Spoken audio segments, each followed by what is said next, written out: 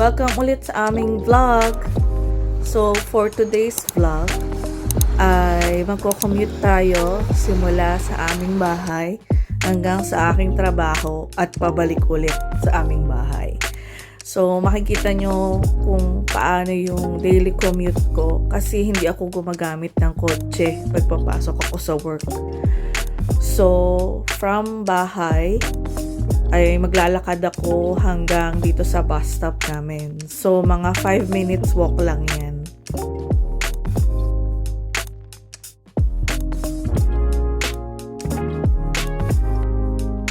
So, yan guys. Padating na yung bus na sasakyan natin. So, marami namang bus na dumadaan dito sa bus stop na to. So, kahit ano sa mga bus na yon, pwede kong sakyan papunta sa train station.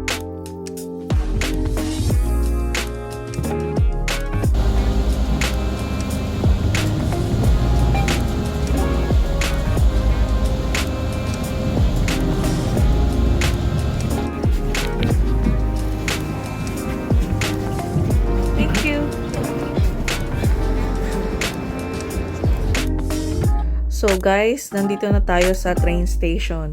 So from the bus stop na sinakyan ko hanggang dito sa unang train station is mga 15 minutes ang biyahe.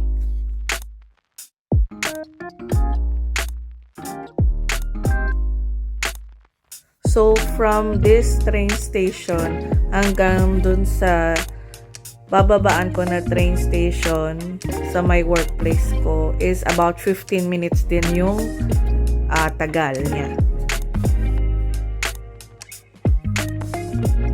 Pero usually, naglalaan ako ng extra na oras kapag magbabiyahe ako. Kasi sometimes may traffic. So, kailangan at least meron kang 1 hour na ilalaan sa commute mo. Para kung mayroon mang mangyari na hindi inaasahan, hindi ka malilate sa trabaho.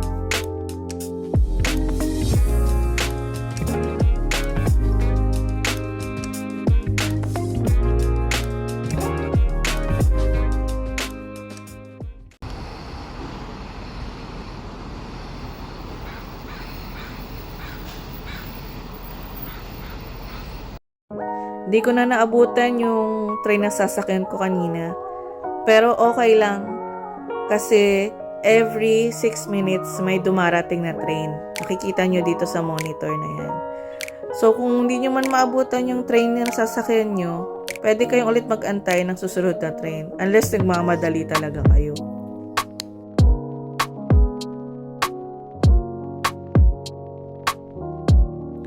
Weekend kasi ngayon. Kaya wala kayong masyado nakikitang tao, hindi busy. Di tulad pag weekdays, sobrang dami ng tao. Kaya halos wala na kayong maupuan sa train.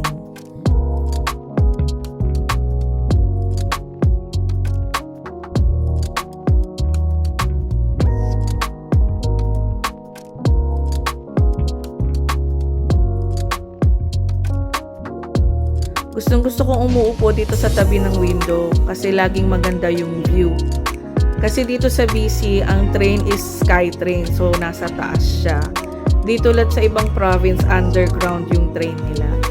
So dito marami kang makikitang view, lalo na pag hindi cloudy yung sky, makikita mo nyo yung mga bundok. Kapag nakasakay ka sa SkyTrain, para ka na rin sa sightseeing. Kasi maraming magagandang views, especially kapag sunset at saka sunrise.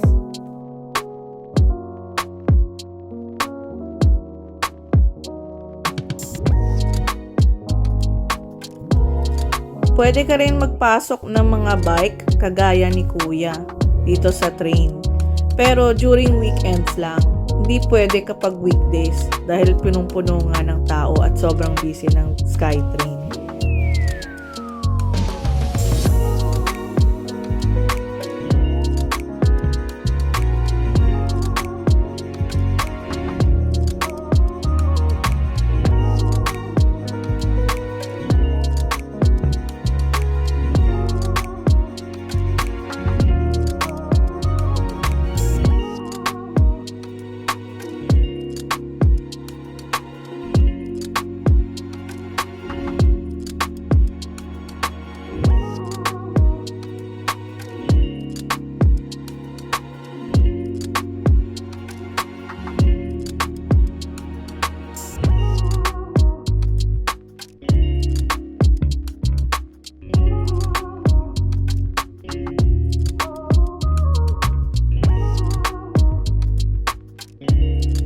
Ganda ng weather ngayon.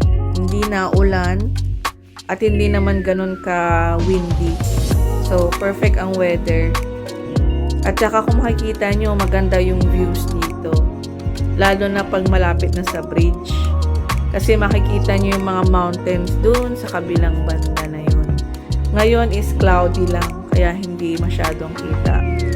Pero kapag walang ulap, ang ganda-ganda tingnan. Lalo na kapag may snow yung mga tuktok ng mga bundok.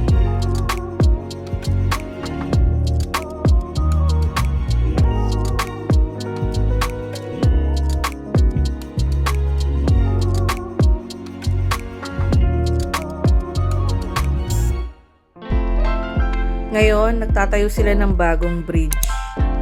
Itong bridge na to. Kasi gusto na nilang dagdagan ng maraming lanes yung bridge.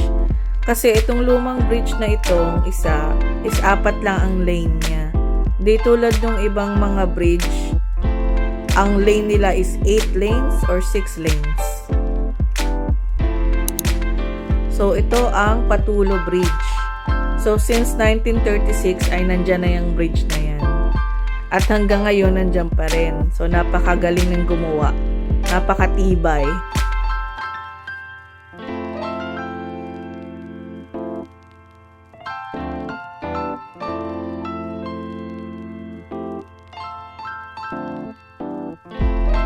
After ng bridge na to, may isa pang stop. And then, yung susunod na stop na yung train station na bababaan ko papunta sa aking trabaho.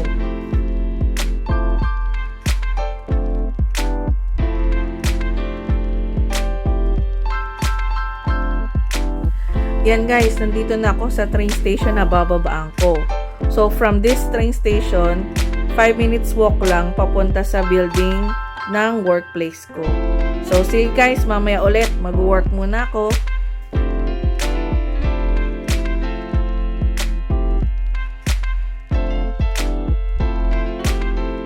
Yan guys, uwian na. So, pagkatapos ng work, punta ulit ako sa train station at sasakay ako ng train papunta sa bus station. Same din, 15 minutes din ang biyahe ko.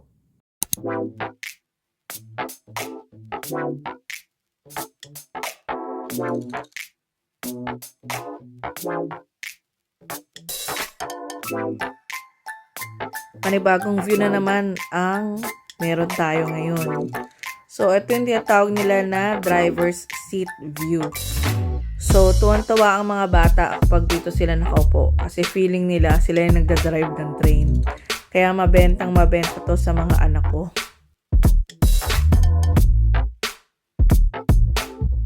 Masasabi ko na okay ang pagko-commute dito sa may Metro Vancouver. Kasi merong train at meron ding bus. At kung madaling araw na uuwi ka, meron silang tinatawag na night bus. Pwede ka rin mag-taxi kung may budget ka. So maraming options pagdating sa pagko-commute dito sa BC.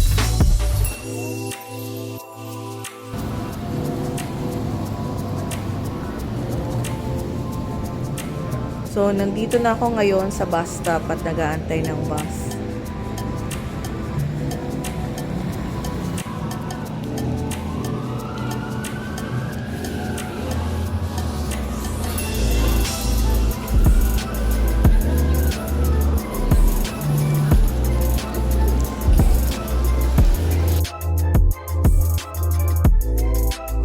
Yan guys, finally, nandito na rin ako sa may amin.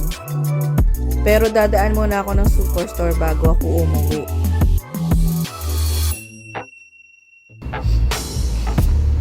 Please do not feed pigeons or other birds. Sabi ng ang cute ng mga pigeon. Nakakatuwa ang gahanap po. Sabay-sabay sila lang. Hindi mo lang saan sila pupunta. Yun. Oh. Forma. Ay, nahati sila sa dalawa. Nasaan na isa? Yun. Galing, no? Nakakatuwa. So guys, hanggang dito na lang muna yung ating vlog. Thank you sa pagsama sa akin sa pagko-commute ko from our house to my work at pag-uwi ulit. So see you again in our next vlog. Thank you. Bye-bye. God bless. Ganap sila ng pagkain. Cute.